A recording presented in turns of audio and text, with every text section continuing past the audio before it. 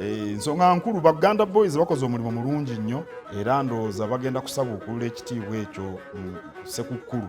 N'okubalondobayo babalondobyeyo ku bagenda okuweebwa ebirabo eby'omu Amerika ebyabayiiya bayita Grammy Awards. Katusuubire banaawangula. Omanyi bakulondobayo tekitegeeza nti owangudde. Naye n'okulondebwayo mu Luzungu bakita nomination.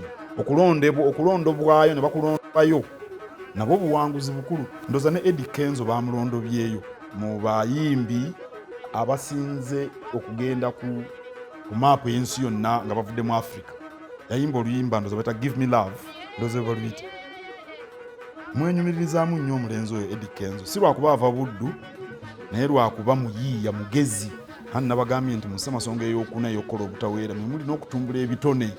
Kale wano siyinza butayogera ku Eddie Kenzo ku nsonga eyo ey'okulondobwayo. Naye Baganda Boys y'ensonga gye tubadde nayo bakoze bulungi nnyo era tuli nabo tujja kubawagira nnyo mu nteekateeka gye bali.